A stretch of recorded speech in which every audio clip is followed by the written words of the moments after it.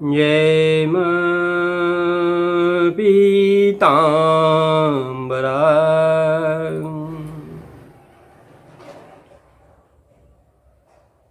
हम लोग अपनी माँ पीताम्बरा का गुणगान करते करते अपने विचारों में माँ के विचारों से पूर्णता एकाकार कर देना चाहते हैं।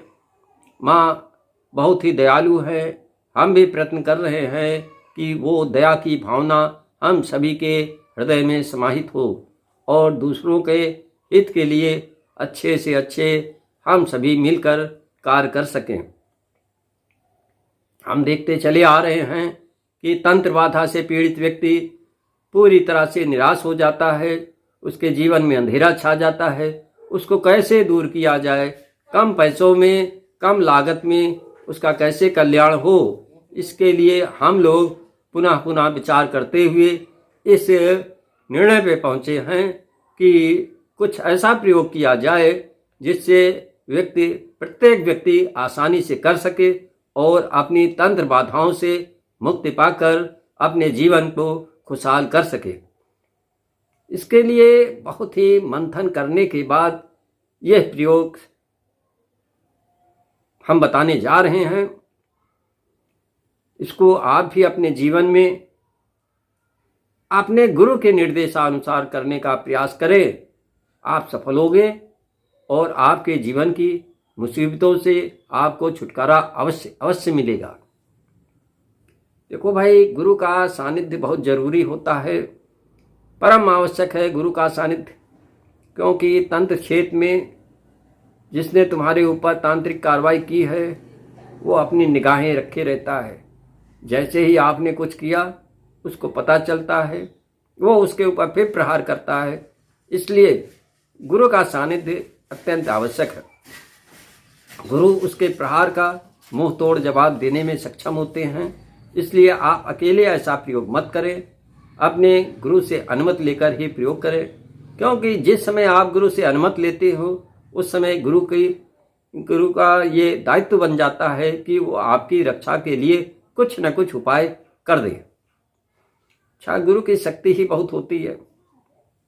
ओम गुरुवे नमः की एक माला यदि आप जाप कर देते हैं तो एक गुरुओं की श्रृंखला है जिसका आपको सुरक्षा कवच प्रदान हो जाता है।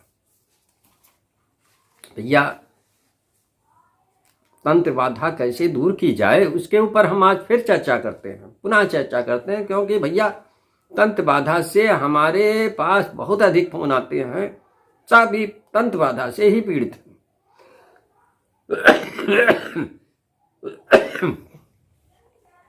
तो इसी क्रम में हम ये देखते हैं कि एक रात्रि प्रयोग है, धूमावती का है। धूमावती बहुत तीव्र है भैया इन सब कामों में।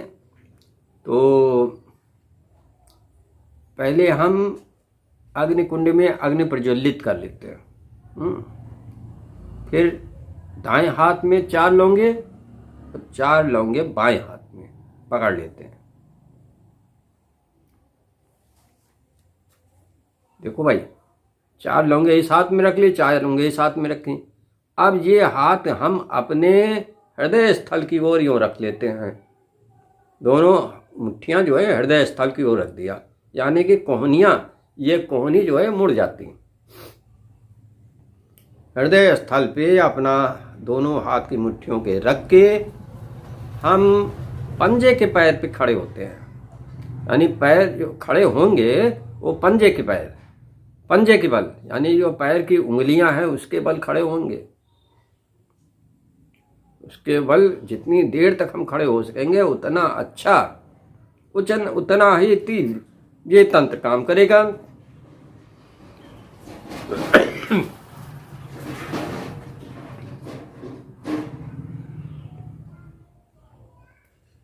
अच्छा, अग्नि जल रही है, पंजे के बल खड़े हो गए, हाथों में 4 लौंगे पकड़ी हुई हैं। लौंगी एकदम साबित होनी चाहिए, फूलदार, फूलदार लौंगे होंगी। अग्नि जल रही है, आप मंत्र पढ़ना शुरू करो। मंत्र है धूम धूम धूमावती ठा ठा। ये भगवती धूमावती का मूल मंत्र है, धूम धूम धूमावती ठा ठा, और पंजे के बाद खड़े रहो। जितनी देर तक आप पंजे के बल खड़े रहोगे आपका शरीर लहराने लगेगा।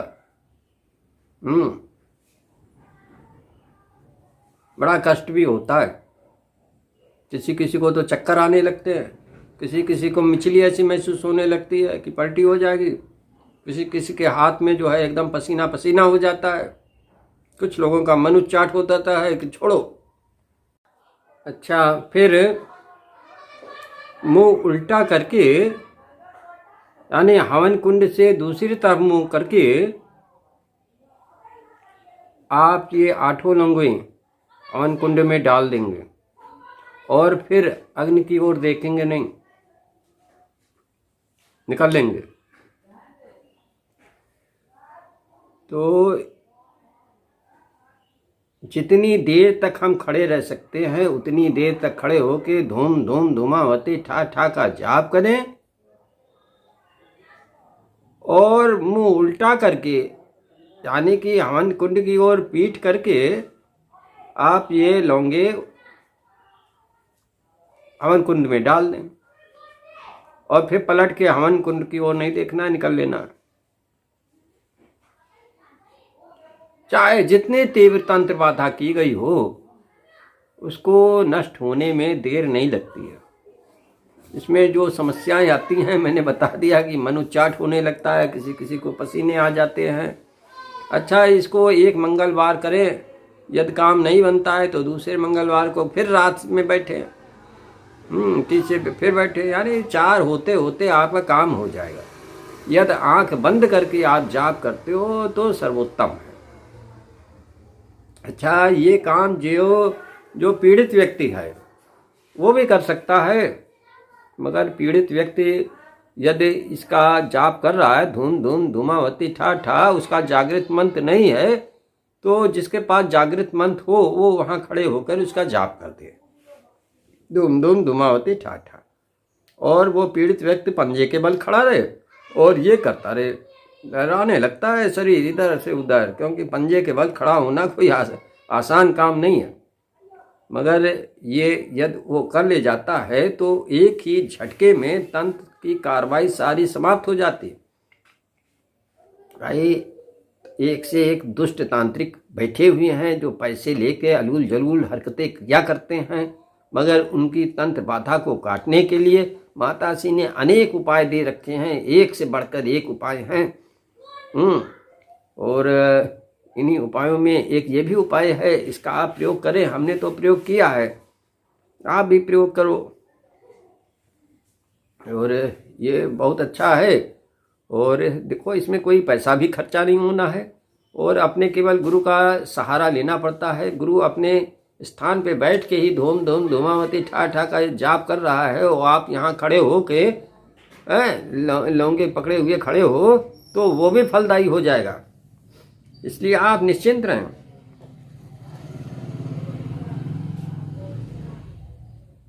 भाई देखो, तंत्र बाधा तमामों किस्म की होती है। यदि कोई तीव्र तंत्र बाधा है तो उसके लिए और तीव्र प्रयोग किया जाता है। एक से एक तो माताश्री ने अस्त्र दे रखे हैं, किसको कहाँ पर प्रयोग किया जाए ये काम गुरुओं का है। वो देखता है किसका प्रयोग कहाँ पे किस मंत्र के द्वारा आसानी से हो सकता है, उसी हिसाब से वो मंत्र बताता है।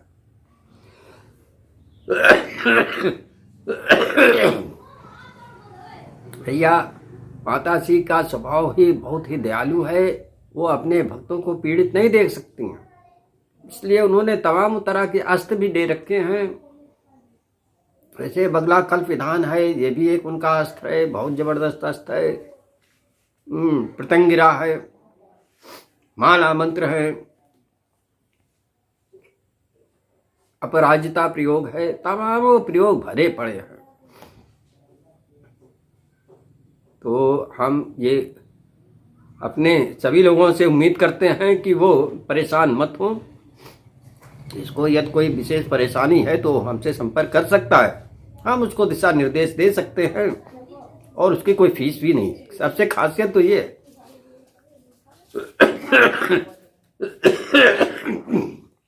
दिशा निर्देश देने की कोई फीस नहीं पड़ती। यहाँ हम जग कल्याण के काम के लिए ही काम कर रहे हैं। भाई किसी के कष्ट दूर हो जाते हैं तो अपनी जेब से क्या जाता है? हम अपने सारे साधकों से भी कहा करते हैं भाई जग कल्याण का काम करो, जिससे आपकी अथर्वा का रंग भी पीला होने में सहायक होगा। आपका अथर्वा यदि पीले रंग में बदल गया तो क्या होगा? आवागमन के चक्कर से हरदम सदैव सदैव के लिए फुर्सत हो जाएगी। इसलिए यह प्रयत्न करो कि अच्छे से अच्छे काम हो सके और ये अपनी अथर्वा का रंग शीघ्र से शीघ्र पीला बन सके और हम इस आवागमन के चक्कर से सदैव के लिए छुटकारा पा जाए। यही तो मनुष्य जीवन का, मनुष्य तन का प्रमुख उद्देश्य है। शादी करो, बच्चे पैदा करो, उनको पढ़ाओ लिखाओ, ये उद्देश्य नहीं है।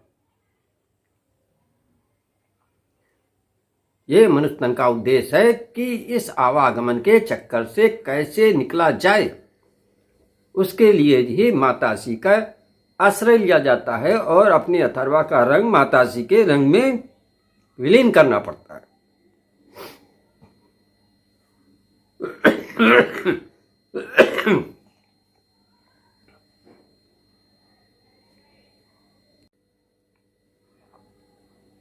हे माँ पीताम्बरा, हमारे सारे शिष्यों पर अपनी कृपा दृष्टि सदैव सदैव बनाए रखें, जिससे वो दुश्मनों के चक्कर से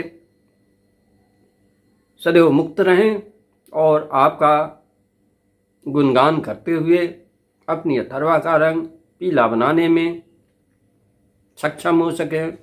ऐसी कृपा दृष्टि उन हमारे सारे शिष्यों पे करने की कृपा करें।